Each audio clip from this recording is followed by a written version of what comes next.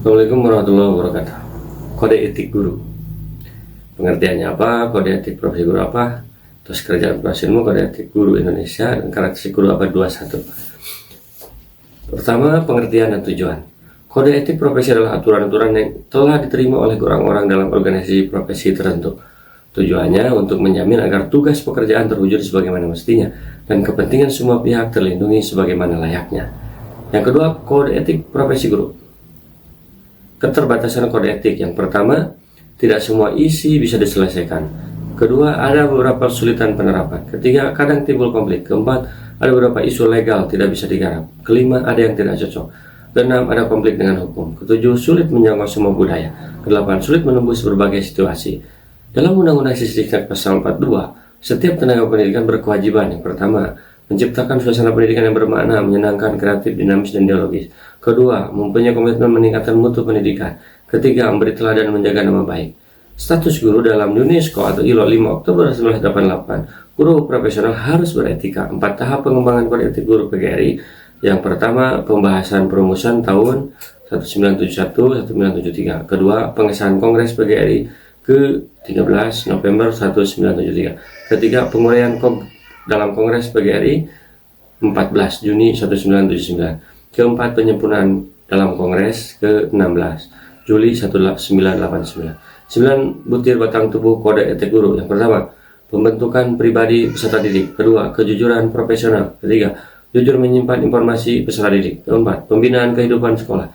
Kelima, orang tua murid dan masyarakat. Keenam, pengembangan dan peningkatan kualitas diri. 7, sesama guru. 8, organisasi profesi. 9, pemerintah dan kebijakan pemerintah di bidang pendidikan. Bagian ketiga, etos kerja dan profesionalisme guru. Rumus etika kerja yang disepakati disebut kode etik. Slogan landasan etika kerja menjadi guru. Yang pertama, meneruskan perjuangan para ulama. Kedua, ibadah. Ketiga, berkah. Keempat, pengabdian ilmu. Kelima, amanah. Alasan dibutuhkannya kode etik. Pertama, untuk melindungi pekerjaan. Kedua, mengontrol terjadinya ketidakpuasan. Ketiga, melindungi para praktisi. Keempat, melindungi masyarakat. Etos bersumber sama dengan etika, yaitu sumber nilai. Etos kerja adalah kondisi internal yang mendorong perilaku menuju kondisi ideal. Unsur etos kerja yang pertama, disiplin kerja, didasari keikhlasan. Kedua, sikap terhadap pekerjaan, mencari pekerjaan sendiri. Yang ketiga, kebiasaan kerja, kerja keras dan konsisten.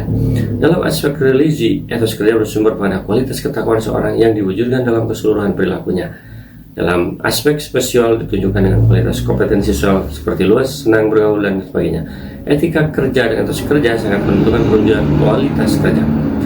Yang keempat, kode etik guru Indonesia. Dalam ADART PGRI 1994, kode etik guru Indonesia yang pertama, berbakti membentuk manusia Indonesia. Dua, jujur profesional. Ketiga, berusaha memperoleh informasi untuk bahan bina dan bimbingan. Keempat, menciptakan suasana sekolah sebaik-baiknya. 5, membina hubungan baik dengan orang tua dan masyarakat. Keenam, mengembangkan mutu dan martabat profesinya. Ketujuh, semangat kekeluargaan. Kedelapan, meningkatkan mutu PGRI. Kesembilan, melaksanakan segala kebijakan pemerintah. Ada juga ikrar guru Indonesia. Kami guru Indonesia. 1, insan pendidikan Indonesia. 2, pengembang cita-cita proklamasi. Ketiga, bertekad mewujudkan tujuan nasional. Keempat, bersatu dalam kekeluargaan. Kelima, menjunjung tinggi kode etik. Yang kelima, karakter guru abad 21. Pertama, profil guru abad 21 mampu bekerja secara kolaboratif dan bisa membimbing siswa untuk berkolaborasi dalam pembelajaran. Kolaborasi adalah salah satu keterampilan yang cukup penting pada era ini. Keterampilan ini bisa meningkatkan efektivitas suatu kegiatan. Yang kedua, karakteristik guru abad 21. Keterampilan penting. 1, berpikir kritis dan penyelesaian masalah. 2, kreativitas dan inovasi. Ketiga, pemahaman lintas budaya. Keempat, komunikasi, literasi, informasi dan media. Kelima, komputer dan literasi teknologi informasi dan komunikasi. 9, karir dan kehidupan. Ketujuh, karakter moderat. Karakteristik guru abad 21 menurut Pujidianto. Yang pertama, etos kerja yang tinggi. Kedua, manfaat dan iptek. Ketiga, profesional tinggi. Keempat, wawasan luas ke depan.